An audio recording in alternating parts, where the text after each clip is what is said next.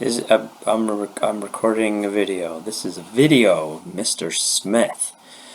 Hi everybody. I'm going to start by saying once again I miss you all very terribly. I don't love teaching from my dining room table. I don't hate teaching from my dining room table. It's comfy, nice room here. Got some art, stuff behind me here. But I miss all of your faces, and I miss seeing you, and I miss coming to school. So I hope everybody is happy and warm, and I hope everything at home is good. This video is going to kind of introduce where we're going with this week's stuff. Now, the assignment that Miss Edel and I are both putting out today deals with your final project for color. Now, the thumbnails that you were to do coming into today, March 31st, that is, can still be done. Don't worry if you haven't gotten to those yet, please do. They're in the assignment from last week. This video is going to kind of walk you through the presentation that is in the Google Classroom assignment. I do want you to go through that, but I am going to walk through it a little bit in detail in just a sec to show you a couple examples of my finals, which you'll see these in better detail in just a second.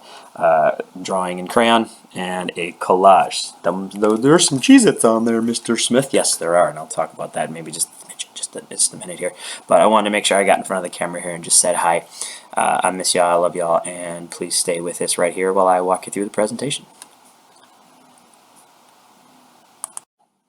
Hi everybody, again, this is Mr. Smith walking you through the presentation for your color project. Now, this is attached to the assignment that gets you going on your finished project for your color unit, which we are going to continue on with right here. Now, this content page right here just talks about your color families. You're going to have to use one of these 5: primary, complementary, analogous, warm, cool, monochromatic. That's actually 6. I can count, just making sure someone caught that in there, so you know.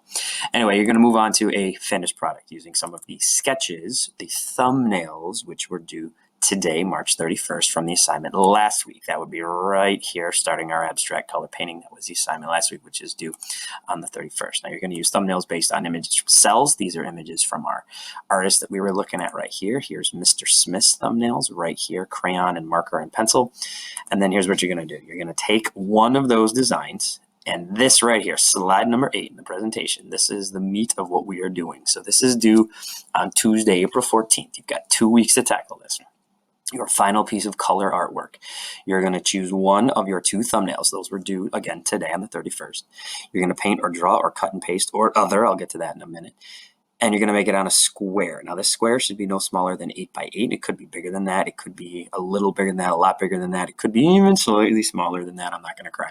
But try to make it a square that comes from the width of a piece of paper. So composition, that is important here. You're going to use the whole square. You're going to design this with layers and shapes and shading, all inspired by the cells images that we are looking at. But you're going to use one color family. You have to use one of these primary colors. So right through here, complementary through here, analogous right through here, warm and cool, or monochromatic. Now, when I say right through here, there are examples in this text right here. So complementary, one example would be reds and greens. This could change the colors that you put into your thumbnail. So for instance, right here in mine, if I went with this one, but I wanted to change this to warm colors, or if I wanted to change it to complementary, let's say I wanted to make this reds and greens, I can. You may want to change, you may have to change if your thumbnail has color schemes that don't work with some of the choices. You can also add black and white to anything you do. So here's some examples. This would be a piece I did in crayon. Now, in the video that's attached to this on a slide coming up, you're going to see a little bit more in detail, but I use this image here and I drew this in crayon on a piece of white paper.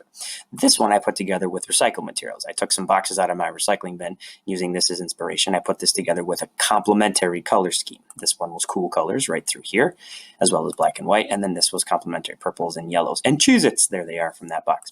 Now this video right here, I'm not going to click on this because it would just be me playing a video on a video, which is very meta. Actually, you know what? I'll click on this and you can see it for half a second. All right, so there's Mr. Smith talking in a video on a video. So weird. That explains how I put those together. Now, another option here would be paint. Now, Miss Edel painted this piece right here, using this as her example, this image from the cell library. Now, she made these paints. Now, once again, here's a couple videos in a video. Here's an example here. And there's Miss Edel putting together using paprika and flowers and things she has at home. She made paints. If you don't have them, this is a lot of fun. And if this is something you want to put some time into, please, we encourage that. It is a really good time. But she put those together here, and there's a little bit more of that in this other video too. So The basics on this, like we've talked about before, is whatever materials you have, whether you can do it in paint or paints that you either have or can make, whether you cut it up, whether you draw it in color pencil, marker, what have you, use the materials you have at your disposal, whatever you've got. Now, again, the requirements, you've got to make it a square, you got to use one of your thumbnails, you got to use one of the color families, and you've got 2 weeks to do this. You've got to add some layers, you got to add some shading, you got to add some shapes, and there's got to be some depth to this piece. Take your time with it. You've got a couple of weeks to work on it. We are going to check in. Want to remind everybody that Tuesday, starting tomorrow on the 31st, we will have office hours. I'll be able to talk to you from 10 to 11 in Zoom. I'll send out that link in Google Classroom so you can check in with me if you like. And I'm really excited about seeing where these pieces go. So hope to see everybody soon. Miss y'all. Peace out.